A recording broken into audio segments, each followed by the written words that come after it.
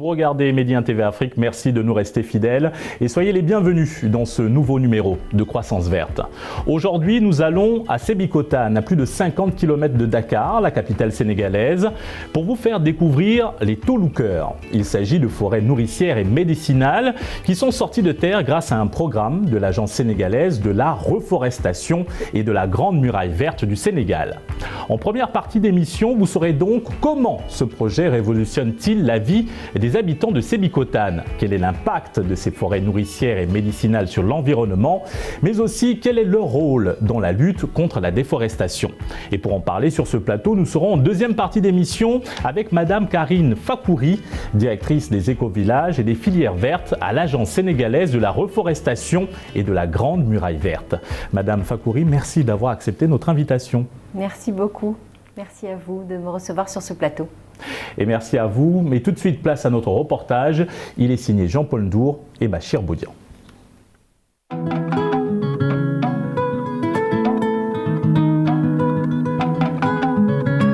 Sébikotane, la dernière commune à la sortie de Dakar, est située à 52 km de la capitale sénégalaise. C'est dans cet endroit calme que nous trouvons une des sentinelles de taux-lookers.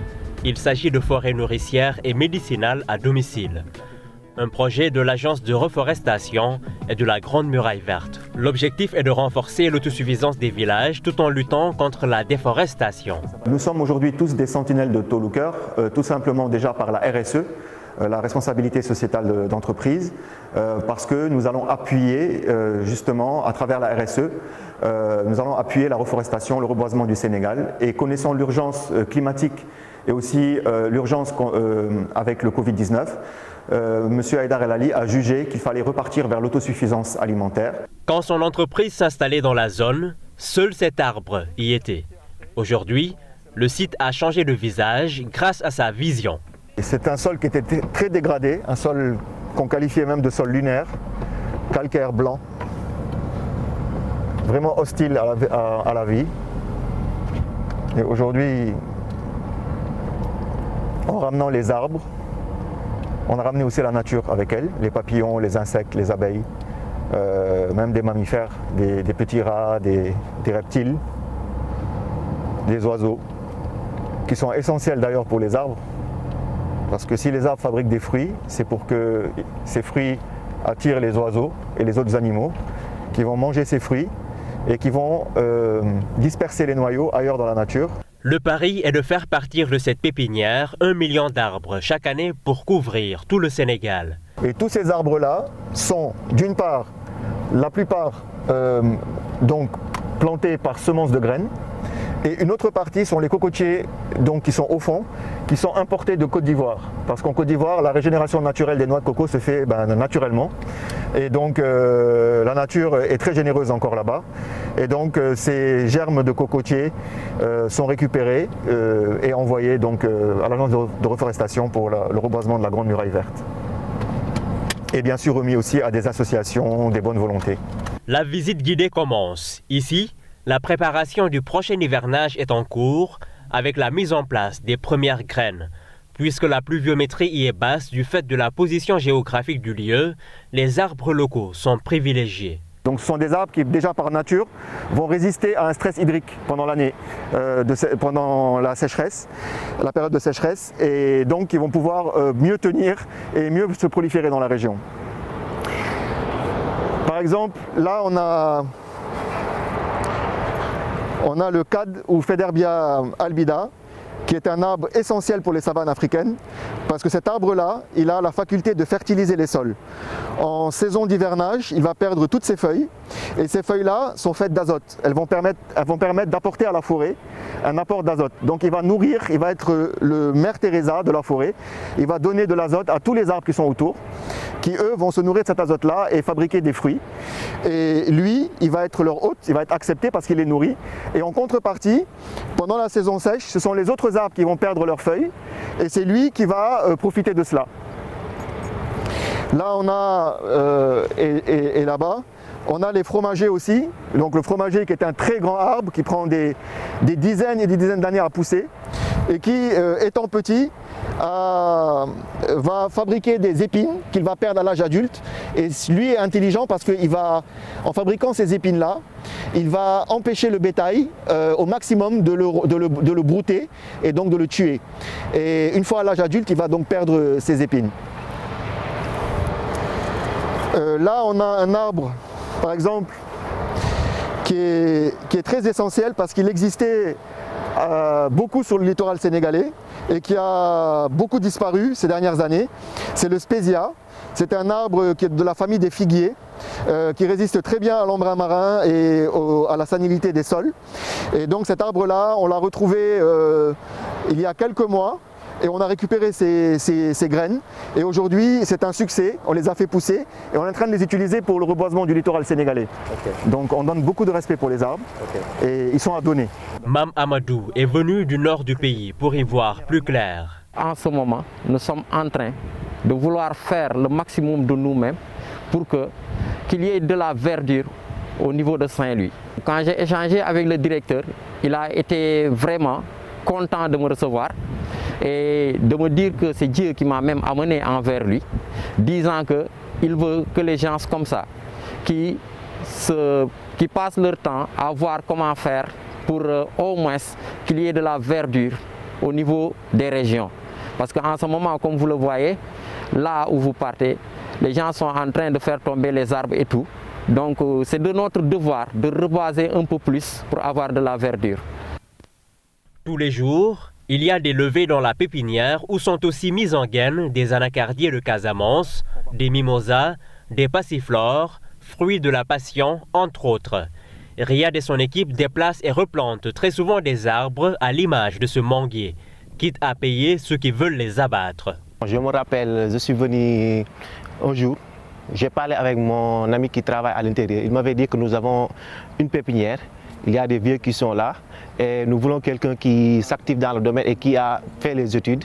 Bon, je suis venu, après je me suis présenté avec le directeur, il m'a recruté. Vraiment, depuis ce jour, je suis là, je travaille avec passion, j'aime ce que je fais. Riyad est le vice-président de l'association Océanium. Depuis ses 4 ou 5 ans, l'homme, aujourd'hui âgé de 39 ans, a développé une passion très forte pour les nuages, les orages et le ciel de façon générale, au point d'être la risée de ses amis à l'école. J'ai passé toute mon enfance, tous les hivernages, à regarder le ciel sénégalais pour comprendre qu'est-ce qui amenait la pluie et s'il y avait des signes qui se faisaient dans le ciel pour amener la pluie.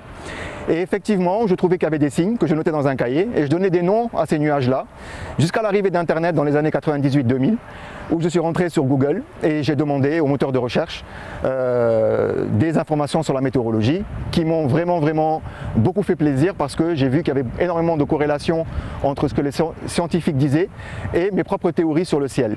Et j'ai appris que les nuages avaient effectivement un nom, des noms latins comme Altocumulus, Cirrus, Cumulonimbus, etc. Et que moi je nommais roi des nuages, prince des nuages, papa des nuages. Donc j'avais un peu compris qu'il y avait différentes espèces de nuages. Son groupe Facebook, la météo dakaroise de Riyad, une page non officielle, à titre indicatif et par loisir, a été créée il y a 7 ans. Elle compte près de 17 000 followers. Un matin, d'il y a 2 ans, je me suis levé et j'ai dit je vais partir aujourd'hui en Casamance et je vais partir chercher un monsieur qui s'appelle Monsieur Haïdar El Ali, très connu mondialement, qui fait partie des 50 écologistes les plus influents de la planète. Et donc j'ai pris mon avion, je suis arrivé à Ziguinchor et je suis parti à la recherche de Monsieur Haïdar que j'ai rencontré le jour même. On a beaucoup échangé ensemble et m'a posé énormément de questions concernant la pluie et je lui en ai posé énormément concernant la nature et les arbres, et il m'a proposé de faire un tour dans la réserve sylvopastorale du Sine Saloum pour me rendre compte justement d'un problème grave. C'est un problème de déforestation qui n'est pas normal, qui se fait de par du braconnage. Et donc je me suis rendu compte sur place qu'il y avait énormément de points de carbonisation des forêts qu'on transformait sur place en charbon de bois et qu'on mettait dans des camions qu'on appelle ici des wopuya, qui traversaient des sentiers créés par ces camions-là dans la forêt de manière à pouvoir se faufiler et échapper au service des eaux et forêts et les acheminer vers des dépôts clandestins. Alors j'en ai pleuré. Avec tous ces éléments, se taire, c'est être complice, se convainc-il. L'homme qui a la tête dans les nuages et qui chuchote à leurs oreilles, s'est promis de rendre à la terre ce qu'elle lui donne, et ce, malgré un agenda surchargé. Ce qu'on a surtout cherché à faire, c'est pouvoir faire briller l'esprit de chaque personne dans le Sénégal, pour que toutes les associations environnementales, toute personne qui va comprendre la détresse puisse venir s'allier à la cause et pouvoir reverdir rapidement le Sénégal de manière à retrouver une autosuffisance alimentaire, surtout en ce moment avec le Covid-19 qui nous a tous handicapés avec des masques. Juste après la pépinière, Riyad a fait planter une forêt d'eucalyptus il y a 3 ans et demi. L'objectif est d'aider à la régénération des sols. Je sais que l'eucalyptus, généralement, les gens disent que l'eucalyptus est toxique, etc. Mais moi, j'ai voulu montrer que non, que l'eucalyptus pouvait très bien vivre avec d'autres espèces. Et donc, j'ai créé une forêt d'eucalyptus et montrer que l'eucalyptus, en cas de détresse aussi de sol, il peut arriver à régénérer les sols. Et ce sol était un sol qui était blanc, comme vous avez vu tantôt plus loin. Et en 3 ans, avec donc la matière sèche qui est tombée et qu'on a laissée, on a trouvé quelque chose d'extraordinaire ensuite. C'est qu'on a vu que le sol avait complètement changé de couleur. Et là, le sol est redevenu noir. Donc ça veut dire que c'est un sol qui est habité par des micro-organismes qui vont travailler la matière sèche, organique, qui vont la refaire descendre et qui vont reminéraliser le sol. Et on sait que les arbres vivent de 2 sources importantes, la photosynthèse, donc la lumière, l'énergie solaire, et les énergies qui vont puiser de leurs racines donc au sol. Et ces énergies-là, elles viennent donc des minéraux qui sont essentiels à la vie des arbres. On est sous les arbres, on est dans un écosystème qui nous a permis d'économiser 3 degrés de fraîcheur tout de suite à quelques mètres de l'extérieur. Donc comme quoi c'est très essentiel d'avoir des forêts, en ville et partout.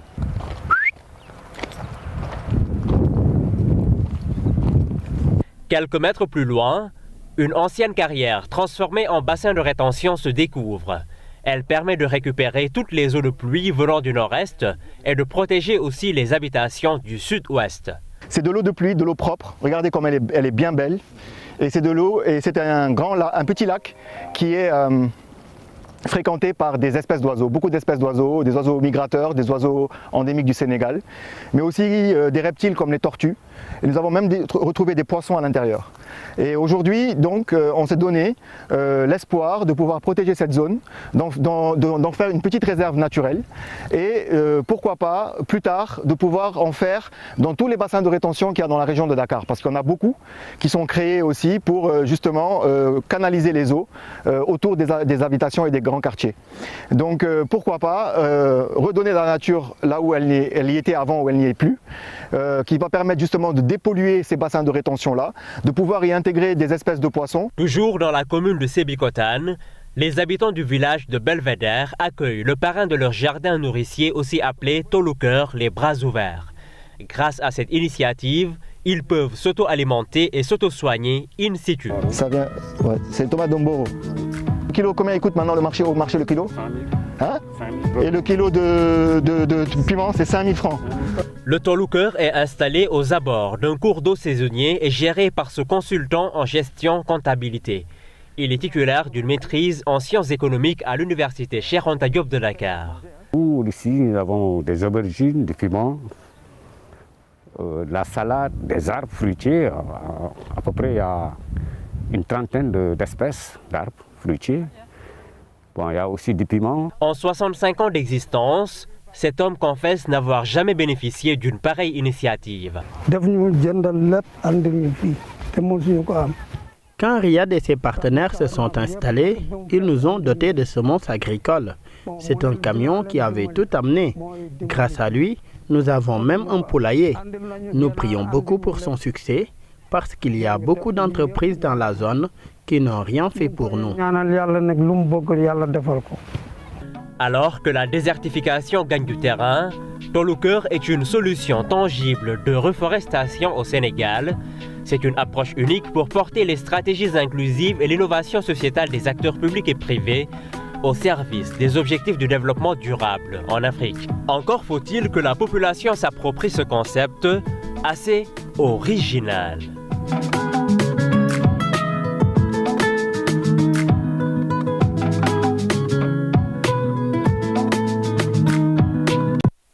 De retour sur le plateau de Croissance Verte et nous sommes avec Karine Fakouri, directrice des écovillages et des filières vertes à l'Agence sénégalaise de la reforestation et de la Grande Muraille Verte. Nous venons de voir un reportage édifiant sur les touloukeurs, ces forêts nourricières et médicinales. Alors quel est le rapport dans les localités où elles sont déployées sur l'employabilité des jeunes et l'autonomisation des femmes? Merci pour cette question. Toulouker, en fait, c'est un programme qu'il va falloir peut-être contextualiser en préambule pour vous dire qu'il est né en pleine crise du Covid. C'est un programme de la direction des écovillages, mais qui est né en pleine crise du Covid, parce qu'on s'est très vite rendu compte que pour répondre à cette crise sanitaire, nous avions des solutions écologiques très simples et très rapides dans notre pays, mais comme dans beaucoup d'autres pays africains et sur le continent de façon générale. Il s'agissait de faire la démonstration sur un terrain clôturé de 5000 m² où il y avait déjà l'accessibilité à l'eau, faire la démonstration qu'en 10 jours, nous pouvions monter un programme de forêt médicinale et nourricière avec des arbres à croissance rapide, mélangeant à peu près 1500 espèces sur un terrain donné avec un design, une figure géométrique telle que vous le voyez apparaître dans le reportage. Et pour cela, il nous fallait trouver auprès des collectivités territoriales une liste de bénéficiaires identifiés comme pouvant faire partie de ce programme en termes de formation. Et donc l'Agence sénégalaise de la reforestation a fait appel à la direction du 3FPT, qui est aussi un organisme d'État qui gère la formation professionnelle. Et nous avons créé une alliance rapide pour pouvoir répondre en urgence à la crise sanitaire. Nous venons de voir la forêt nourricière de Belvédère à Sébikotane. C'est l'un des premiers du programme forêt nourricière. Qu'est-ce qui a été fait depuis ? Y a-t-il d'autres forêts nourricières au Sénégal? Si oui, lesquelles et dans quelles régions? Alors nous en avons dans plusieurs régions du Sénégal avec, je dirais, une qualité de terre et de sol très diversifiée, parce qu'il fallait que nous fassions l'épreuve de la démonstration de ce programme d'urgence qui se monte en 10 jours dans les différents coins du pays. Aujourd'hui, nous allons compter le 28 février sur une vingtaine de touloukeurs montés en 6 mois. Nous avons impacté 600 personnes. 600 personnes ont été formées et ont bénéficié du toulouker. Et nous allons agréer 57 personnes officiellement, parce que toulouker, c'est aussi en train de devenir un métier. Ces touloukers se présentent comme une solution de reforestation au Sénégal. Mais sur le terrain, comment se passe la collaboration avec les populations locales? Comment vous arrivez à les faire adhérer à votre projet de forêt nourricière et médicinale? Je vous remercie beaucoup de cette question parce que jusqu'à maintenant, nous avons été très médiatisés, d'ailleurs à l'international aussi, et nous avons vraiment des demandes de partout aujourd'hui, à l'international pour avoir des touloukers. Et pourtant, quand les gens viennent filmer le toulouker, ils le filment au final, c'est-à-dire quand le projet est déjà devenu ou en train de devenir une forêt médicinale et nourricière, sans pour autant avoir dans l'œil de la caméra toute l'implication des communautés. Le succès du toulouker vient du fait d'abord son nom, toulouker au Sénégal, ça veut vraiment dire le champ ou la case ou l'arrière-cour de la maison, comme on retrouve dans toutes nos traditions africaines. Ça s'appelle toulouker en Wolof, mais je pense qu'on pourra trouver l'équivalence dans tous les pays africains de ce champ de case qui est derrière la maison et qui regroupe la nourriture, les plantes médicinales ou tout ce qui va servir à créer de la souveraineté alimentaire auprès des populations. Nous allons avec eux et nous avons avec nous un expert international qui s'appelle Aline Ndiaye, qui est sénégalais et qui a vraiment fait des preuves de l'agroécologie au Brésil fois 12 000 unités. Il est avec nous et nous allons tous ensemble, avec 5 formateurs identifiés sur le sol du Sénégal, et nous dormons, nous mangeons, nous cuisinons avec les populations, nous faisons le toulouker avec eux, et c'est un échange de savoir-faire en fait. Nous apportons la technologie du solaire par exemple, de l'irrigation, le design mandala, tout ce qui va nous permettre de potentialiser en fait le programme avec eux, et en même temps il y a un échange de savoir parce que nous allons chercher avec eux la tradition originelle et ancestrale du toulouker. Et le mot toulouker en fait réveille les populations, qu'ils aient de 5 à 77 ans, voire plus. Et en cette période de pandémie, de deuxième vague de pandémie de coronavirus au Sénégal, quels sont les changements qui ont été apportés dans le déploiement de ces touloukers dans les régions? Il y a plusieurs mesures, des mesures de distanciation sociale, le port du masque. qu'est-ce que vous avez apporté de nouveau pour qu'elle soit déployée convenablement? Écoutez, déjà, on a eu affaire à cette difficulté depuis le début, puisque nous avons commencé les Tolucœurs, il n'y avait pas encore d'autorisation de circuler, nous en avons obtenu une spéciale. Nous caressons vraiment le vœu que le Sénégal, en fait, porte le Tolucœur en termes de politique publique et en crée un plan d'urgence.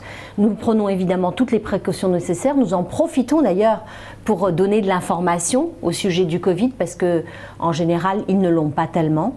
Et puis, nous renforçons en termes de prévention, en parlant de l'artémisia, de toutes ces plantes médicinales que nous mettons tout de suite, comme le moringa, à disposition des populations en faisant avec eux. Alors, nous essayons de créer de la prévention. Même si nous ne sommes pas médecins, nous pouvons en tous les cas prévenir grâce à des plantes médicinales qui, je le précise, sont dans l'innocuité pour les villages, parce qu'on n'a pas encore un collectif qui se réunit autour de ça. Et alors, nous donnons nos indications pour les tisanes, pour cette qualité nutritionnelle qui va permettre forcément de créer ce que l'OMS appelle, pour parler de la santé, le meilleur état de bien-être possible. Alors, comment ces Tolucœurs, ces forêts nourricières et médicinales, participent-elles aux objectifs de développement durable au Sénégal?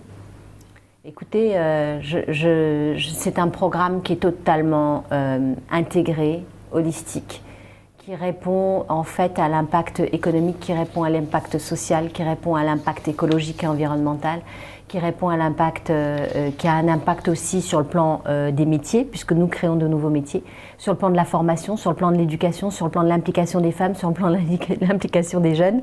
Comme tout projet écologique qui doit prendre en compte tous ces paramètres, c'est ça qu'on appelle en fait la permaculture.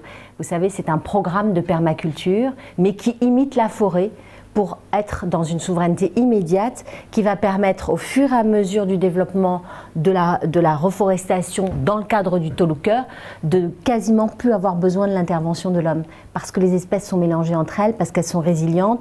Je ne vous parle pas en plus de toute la traçabilité de la semence paysanne. Voilà ce qui a changé par rapport au début. Nous avançons dans la traçabilité des semences, dans les banques de semences, et également nous avons l'appui de personnalités qui nous rejoignent et qui arrivent à nous faire parvenir des semences maraîchères biologiques parmi les meilleures au monde.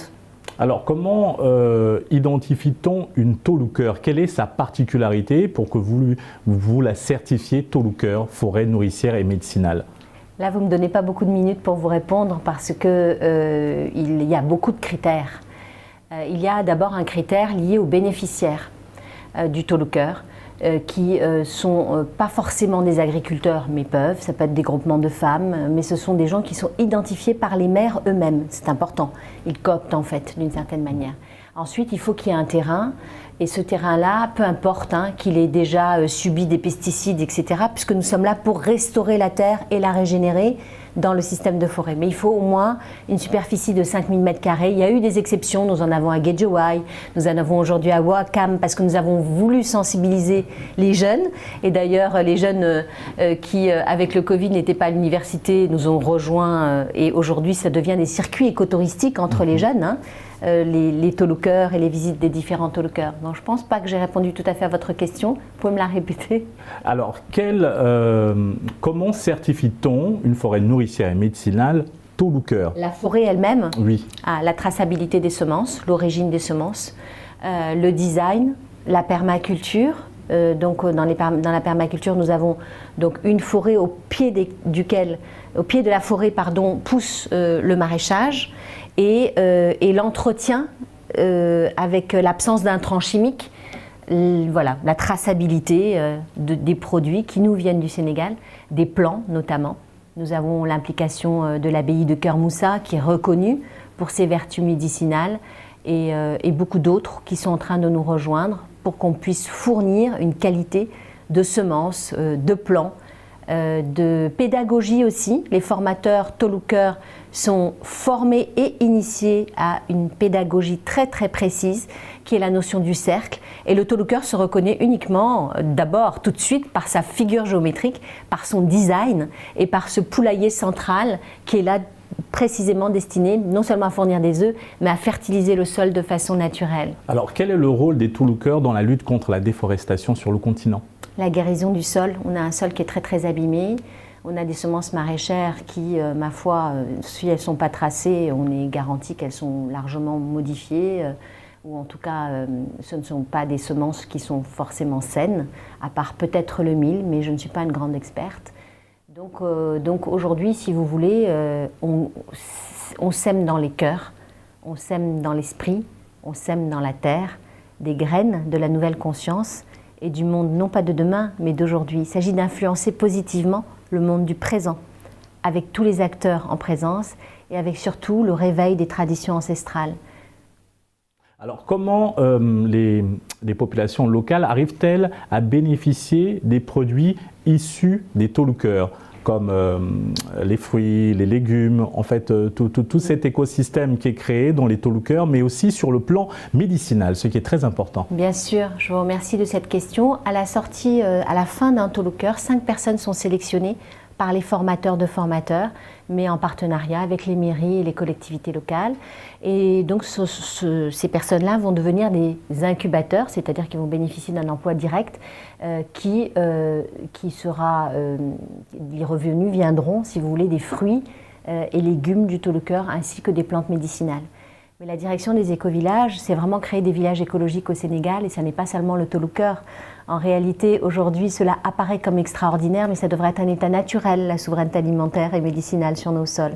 Donc nous avons un deuxième programme qui arrive en force, qui s'appelle Garab Sa Garab. En Wolof, ça veut dire l'arbre est ton médicament.